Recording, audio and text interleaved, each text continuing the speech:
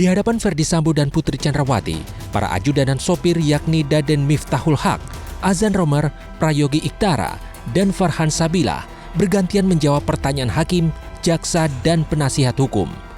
Dalam persidangan, mereka pun dicecar pertanyaan tentang kebiasaan Ferdy Sambo setiap harinya hingga pada hari kematian Brigadir Joshua. Kepada saksi Azan Romer, hakim kembali menanyakan tentang sarung tangan yang dikenakan Sambo sebelum Brigadir Joshua dieksekusi.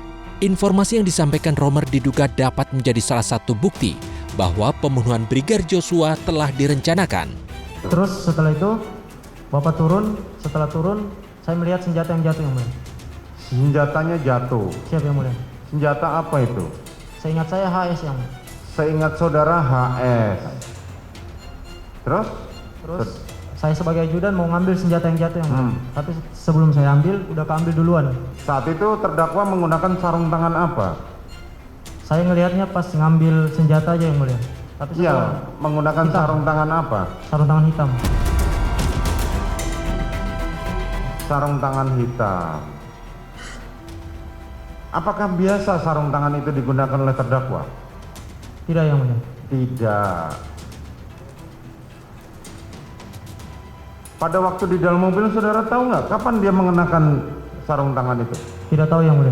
Tidak tahu. Yang saudara tahu saat dia keluar dia sudah menggunakan sarung tangan. Pas ngambil senjata yang jatuh yang Pas mulia. ngambil senjata yang jatuh. Padahal diketahui, saudara ketahui pada waktu berangkat terdakwa Ferdy Sambo belum menggunakan sarung tangan. Siap, tidak menggunakan sarung tangan. Oke.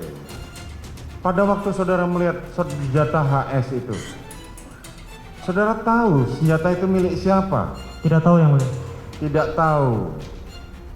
Tapi yang saudara tahu yang jelas itu senjata bukan milik terdakwa Ferdy Sambo. Baru saya lihat yang mulia. Hah?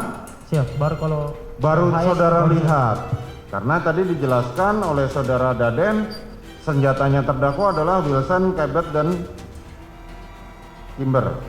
Betul Ya. yang mulia. Dan HS adalah bukan senjatanya terdakwa Ferdy Sambo. Betul yang mulia. Dan HS biasa dipakai oleh para ajudan. Betul yang mulia. Namun tentu saja Ferdy Sambo membantah kesaksian salah satu ajudannya itu. Ia tidak mengakui menggunakan sarung tangan sebelum mengeksekusi Brigadir Joshua. Kemudian untuk keterangan Romer, saya tegaskan bahwa saya tidak pernah menggunakan sarung tangan turun dari kendaraan. Kemudian yang kedua, senjata yang jatuh itu bukan senjata HS, tapi senjata pribadi saya, Combat Wilson. Di persidangan yang sama, istri Ferdy Sambo, Putri Chandrawati, juga membantah kesaksian Azan Romer dan Daden Miftahul Haq terkait status pekerjaan Brigadir Joshua. Menurut Putri, Joshua berstatus sebagai ajudan Ferdy Sambo, namun kerap diperintahkan untuk membantu Putri. Untuk yang kedua, untuk saudara Romer dan saudara Daden, bahwa Joshua bukan ajudan saya, tetapi ajudan Bapak Ferdy Sambo yang diperbantukan untuk atau sebagai driver saya untuk membawa mobil pada saat saya kegiatan di luar atau kegiatan bayangkari, dan saya juga dibantu dalam kegiatan rumah tangga karena untuk operasional di rumah maupun dinas. Bantahan Putri itu juga seolah dipersiapkan untuk menjawab kecurigaan hakim yang mempertanyakan mengapa ajudan istri seorang jenderal adalah laki-laki bukan perempuan. Usai mendengarkan kesaksian para ajudan dan sopir, Ferdy Sambo pun meminta maaf sambil menahan tangis. Saya ingin menyampaikan permohonan maaf ke mereka. Oke, silakan. Karena saya sudah menganggap mereka sebagai anak-anak saya, Pak. Tapi karena ada peristiwa ini kemudian mereka harus diproses, kemudian si Yogi harus membatalkan pernikahannya, Pak. Ini saya sampaikan permintaan maaf ke anak-anak saya ini. Mengikuti sang suami, Putri Chandrawati juga sempat menyatakan permintaan maaf kepada para ajudan dan sopir.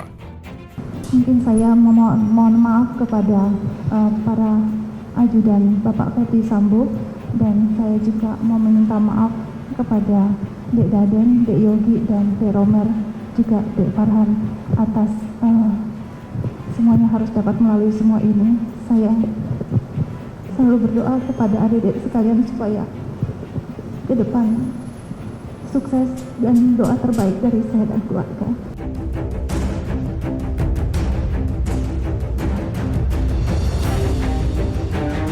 Sejak awal kematian Brigadir Joshua diumumkan ke publik, beragam kejanggalan pun bermunculan. Keterangan para terdakwa awalnya penuh kebohongan dan tidak konsisten demi mengikuti skenario buatan Ferdy Sambo. Tidak hanya itu, sejumlah saksi yang sehari-harinya bekerja melayani Ferdy Sambo dan Putri Chandrawati juga kerap mengubah kesaksian.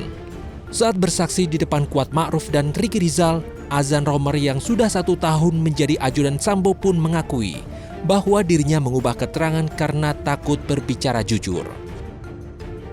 Langsung saja, apa yang mau ditanyakan? Langsung jangan berputar begitu. Tetap pada keterangan saudara tersebut tidak? Tidak Pak, berubah-ubah Pak. Berubah-ubah? Iya, Pak. Apa yang menyebabkan saudara memberikan keterangan berubah-ubah? Karena awalnya kami masih takut memberikan kejujuran Pak. Takut memberikan kejujuran, takut kepada siapa? Takut aja Pak. Ya, kita kan takut tidak ada, kita takut Tuhan, kita takut mati atau takut apa? Iya Pak, takut sama Siapa? Sama Bapak Pak. Bapak siapa? Pak Sambo Pak. Jadi takut sama Ferdy Sambo. Iya Pak. Kenapa takut? Takut aja Pak. Kami takut saja. sebenarnya kami takut aja karena ini sudah ada orang yang meninggal Pak.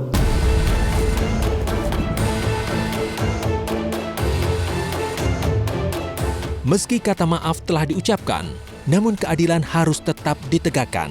Apalagi nyawa seorang manusia sudah dikorbankan karena suatu hal yang belum tentu kebenarannya.